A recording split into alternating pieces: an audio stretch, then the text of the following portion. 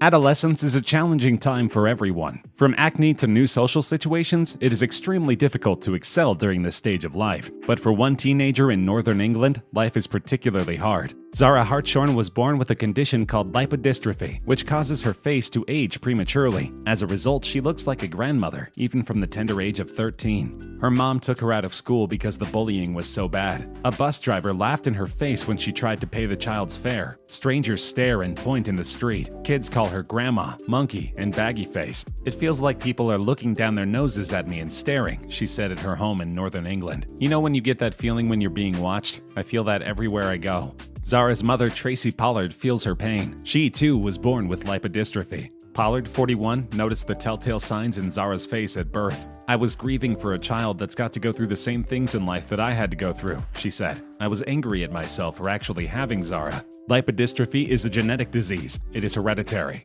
It robs the body of the ability to produce fat cells beneath the skin. The disease is extremely rare, and only 2,000 people in the world are known to suffer from its debilitating consequences. Tragically, this condition has been passed down for many generations. In fact, all of the women in Hartshorn's family suffer from this disease, as proven by a horrifying collection of dated family photos. But after years of ridicule, a plastic surgeon at the University of Texas heard about Zara's condition and felt sorry for her. As a result, he flew her out to Texas to undergo a series of tests. The results were extraordinary. It turns out that Zara actually had an even rarer disease called cutis laxa. As well as the obvious symptoms, cutis laxa can cause serious health problems, affecting the lungs, heart, and arteries. But there was good news. Cutis laxa is more treatable than lipodystrophy, and the surgeon agreed to give Zara a procedure. News of the diagnosis shocked Zara, and she opted to undergo a 4-hour facelift performed by Dr. Robert Ersek to shave years off of her. Overjoyed with her new face, Zara brimmed with confidence, and her mother also opted to get the surgery and look closer to her own age.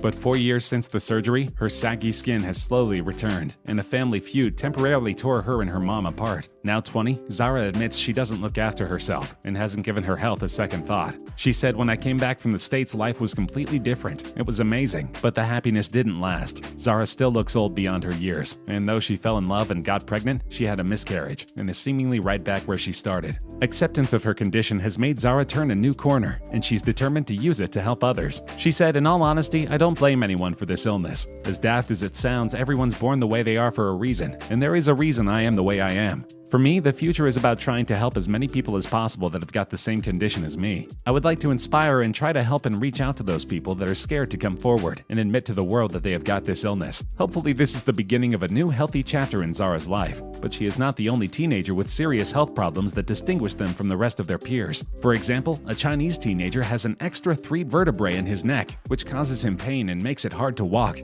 Fu Wengui, who lives in Beijing, China, suffers from a number of conditions. While the standard number of vertebrae in the neck is 7, Fu has 10, his father Fu Genyo claims. These vertebrae press on the nerves in his neck and make it difficult for him to walk, said the 50-year-old. He always causes a stir whenever he goes out. Age 6, Wengui was diagnosed with congenital scoliosis and abnormal chest frame. Congenital scoliosis is a spinal deformity caused by abnormally formed vertebrae and usually occurs in early development, according to the Scoliosis Research Society. Wengui's surgery will reduce the size of his neck and hopefully enhance movement and reduce pain. A Beijing-based charity will sponsor his surgery at Chaoyang Hospital, which is currently working on a treatment plan, according to Quirky News press release. "I just hope I can have a normal neck," Wengui said. He has faced taunting in school for his abnormal condition. Schoolmates call him Giraffe and are not sympathetic to his chronic pain. It is not clear how exactly the doctors will shorten Fu Wengui's neck. Wengui's surgeons cannot cut his spinal cord in any way, nor can they simply remove the extra 3 vertebrae to make his neck the normal length. Aggressive treatment would leave Fu a quadriplegic, or perhaps kill him.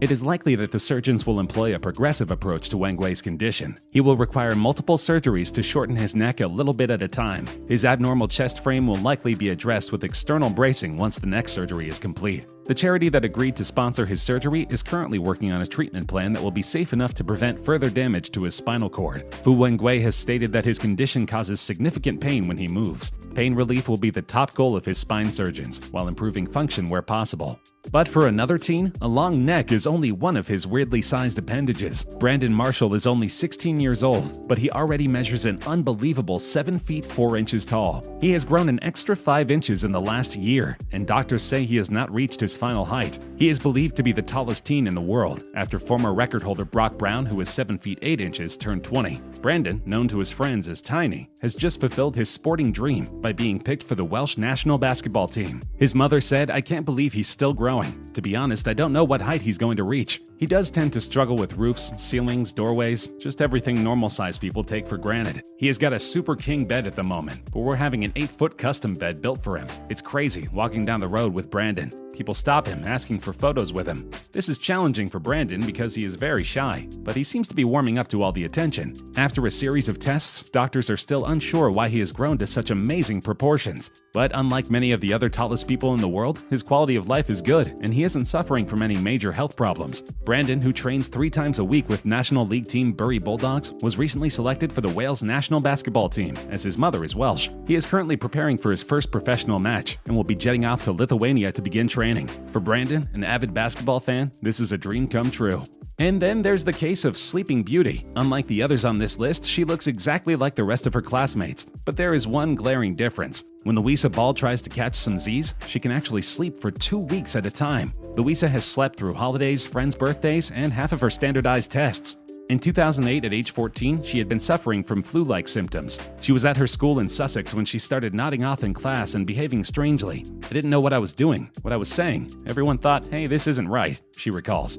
"I was hallucinating, and after that, I don't remember anything. All of a sudden, it just went blank, and I just slept for 10 days. I woke up and I was fine again." Her parents Rick and Lottie watched their daughter become fidgety with unusual facial expressions as she sank into sleep. The first time was a frightening experience for them, although Louisa herself says she wasn't scared by the episode, more puzzled. Her parents would rouse her for bathroom breaks and ravenous feedings. She'd go through a whole pack of biscuits, or 5 or 6 packets of crisps, anything that she could get her hands on, said her father. It was a case of almost like a hamster hibernating, and the food would get stuffed in, and you had to step in and say, "Whoa, that's enough."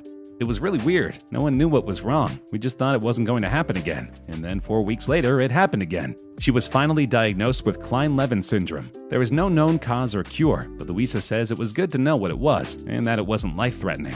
The average time it takes to diagnose the condition is 4 years, because there is no test, and so it requires a process of elimination of other disorders. The disease was named after Willie Klein, a neurologist from Frankfurt, and Max Levin, a psychiatrist from New York, who identified patients with similar symptoms in 1925 and 1936. The fact that Louisa suffers from this disease is uncanny, because it usually affects young men and causes them to have hypersexual tendencies, which she has not exhibited. Some people with KLS have complained that they have lost their friends because they suddenly disappear for weeks on end. But Louisa has a close-knit group of girlfriends. Some even visit her when she's sleeping, just to check she's okay. When she wakes up, it takes her a few days to fully acclimate to her surroundings, and her body is quite stiff, so her dancing is affected for a while afterward. I've never really got upset about it, but I do sometimes think, why me? Because I've always been a normal, healthy person. But all of a sudden it happened, and there's no reason why it happened, and that sometimes frustrates me. However, Louisa continues to have a good attitude. She seems to accept that she is not like her classmates, and that's okay. She is still attending university and looks like she has a very bright future ahead of her. And finally, there is Deepak Kumar, a boy who verges into the arena of superheroes. The 16-year-old can withstand 11,000 volts of electricity surging through his body, a feat that he discovered on accident while attempting to fix his mother's heater. According to doctors, 2,700 volts of electric shock is enough to kill a human being. Deepak Kumar discovered that his body could take up to 11,000 volts, the amount of voltage used to light up 500 homes, without harming him physically. Later, Deepak tried TV wires, light bulbs, an electric woodcutter, and an electric water pump, but each time he did not suffer any shock or injuries. He would simply stop the devices working. He was even able to sit with his hands inside a tub of water along with naked live wires. He claims, "I have a gift from God. I feel very privileged. I have the power to do things no one else can, and I don't intend on wasting it." Deepak says that when his teachers came to know about it, they asked him to see a doctor. Physicians conducted few blood tests, but the results were clear. All the reports were normal. How Deepak chooses to use this gift will prove interesting for all his fans around the world. He doesn't plan to disappoint.